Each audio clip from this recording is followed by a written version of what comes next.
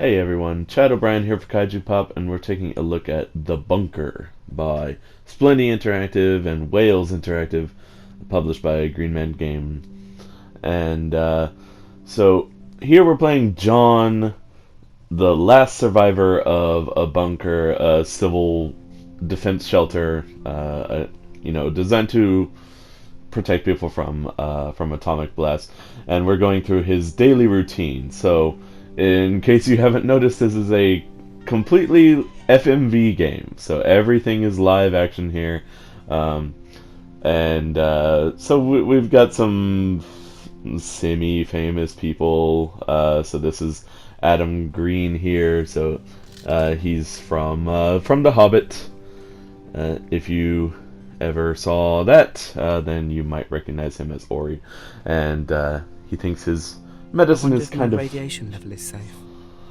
kind of bitter, So he has been basically alone with just his mother for the past several years, but his mother recently passed away. And let's check our radiation. Radiation is just over 70 mR. That's acceptable. There you go. So, yeah, he's basically been told all his life, stay in his room, follow the routine, and you'll be safe and you'll be happy. And so that's what we're doing here. So next we're going to check on our radio, see if we pick up any signals. Now, the game has been kind of touted as a horror game as well, but I'm just gonna tell you, like, right now, that if you're coming to this game expecting a horror, you're going to be disappointed. It does have a kind of creepy story going on, but this is far more of something you might see out of, I don't know, Alfred Hitchcock or Tales of the Unexpected, rather than Twilight Zone or something more monstrous. But the performances overall are pretty good. So you can see here he does have it's a very childlike expression, like, because he didn't have a normal upbringing, so he's got like this kind of curious look around him at all times, and when he's afraid, he's like really afraid.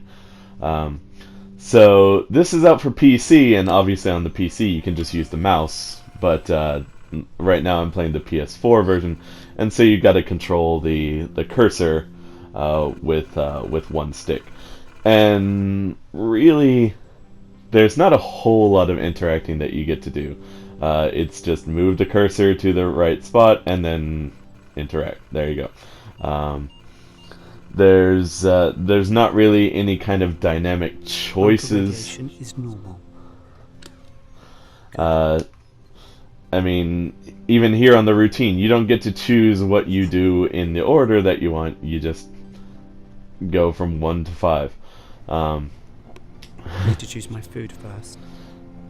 And there is some slightly campish stuff here, like we're about to have dinner on the toilet. My favourite. There you go, my favorite. So that makes 27 years, 3 months and 14 days of food left. Now, I'm gonna go ahead and leave Mother off of this because that's kind of a little surprise what he does. But yeah, so we're gonna head and skip to some other stuff. So here we've had a problem. We have to basically reset the fuse box because of a broken fuse. So we've come down to level 2, and we're going to explore down here. So in some rooms you'll see this radiation warning map. Right now everything looks safe. That is also like the only thing that's completely upgraded. It looks really out of place because this is a real bunker, and real quick, you can collect these toys. It's a little collectible thing. Now, this is, like I said, it's a real-life bunker. Everything was shot on location here. Of course, the tourist company behind the bunker is kind of, put in some props and stuff.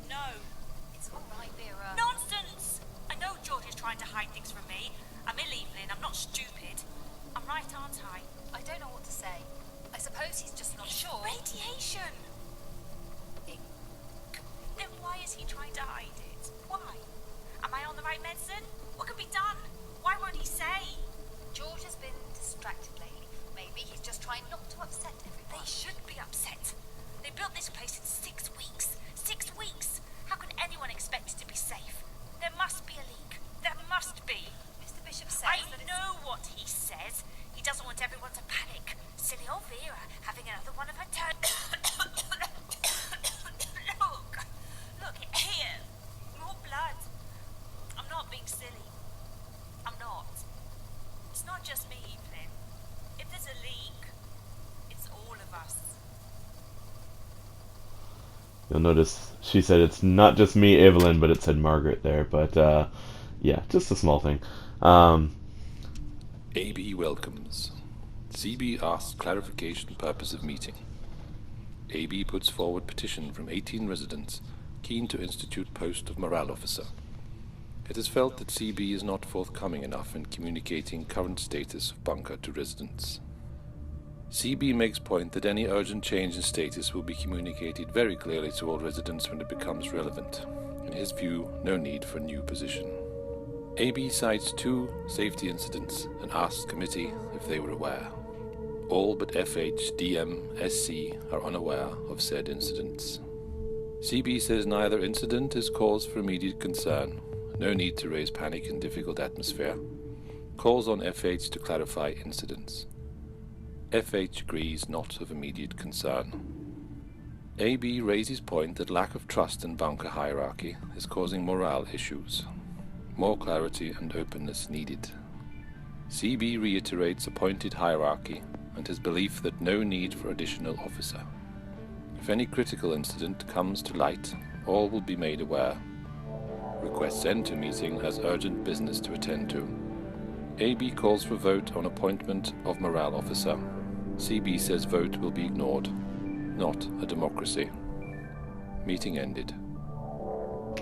So this kind of thing gives you some sense of what the survivors were going through, and as John is the last living survivor, that's all you're really going to hear, is these flashbacks and documents and tape recordings, and we're going to see a flashback scene in just a moment here, but there's not really a telltale kind of thing where you get to choose dialogue choices, or, I mentioned this before, there's nothing you can do to really change the story. It all just plays out. Basically, you can choose at what pace you do it at, but that's about it. Well, let's say, for example, the hit on Reading was 1 megaton. That would mean we have this radius, only halfway to Basingstoke. Now maybe that looks small, but that's around 100,000 fatalities, maybe 80,000 injuries from the blast and the fireball. That's just to start with. Prevailing wind direction here is northeast. Fallout scatter would be huge. It's likely to drift all the way out past Cambridge, past Norwich even, out to sea. The total number of casualties? Unimaginable.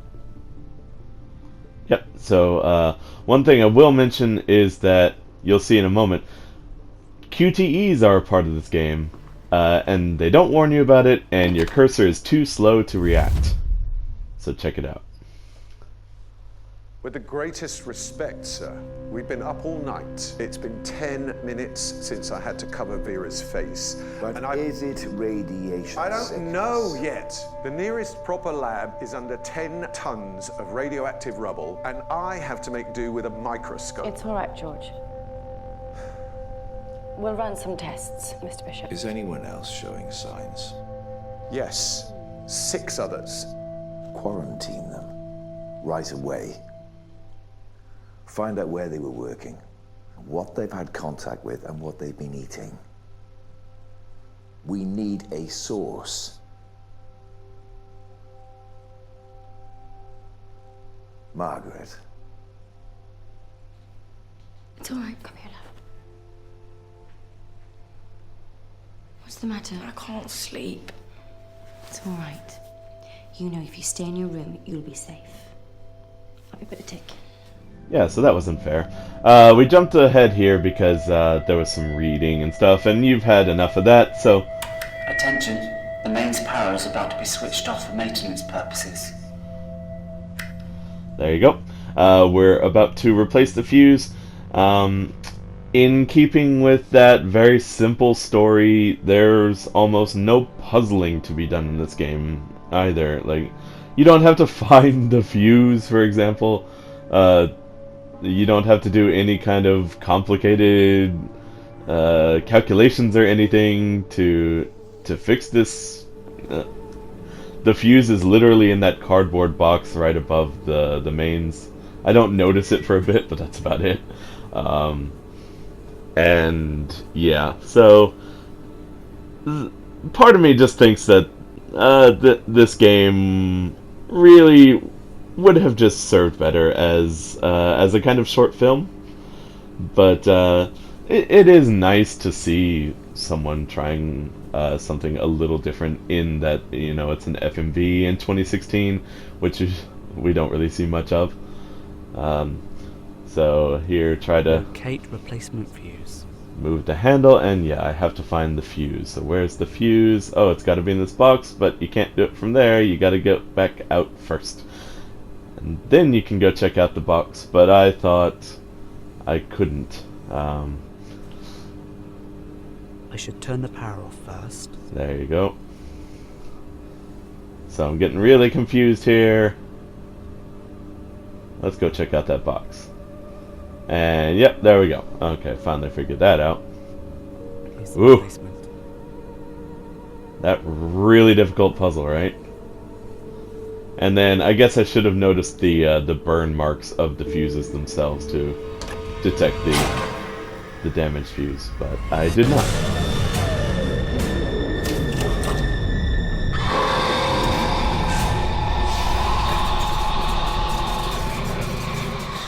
There you go. Things get dark. Replace damaged fuse.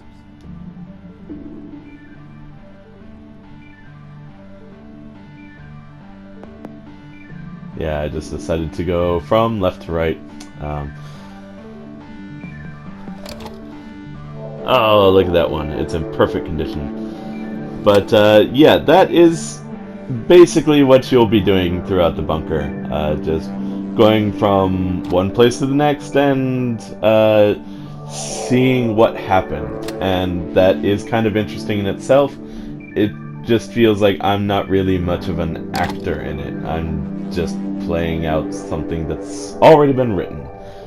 Switch mains power back on. So that was, you know, it's a little disappointing on that end. But the story is okay, and I honestly would like to see what other people could do in this kind of thing. There we go. Power's back on. Everything's hunky-dory. So we head back outside.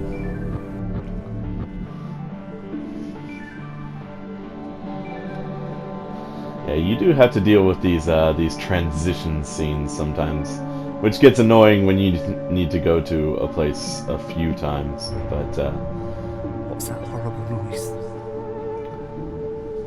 What is that horrible noise? I guess you'll be figuring out another time, because we're about to end our video. So thank you for listening and watching, and this is Chad O'Brien for Kaiju Pop. This was our look at the bunker. Check us out on kaijupop.com or follow us on Twitter, and like, subscribe, do whatever you like. Enjoy your day and watch out for nuclear blasts. Goodbye, guys.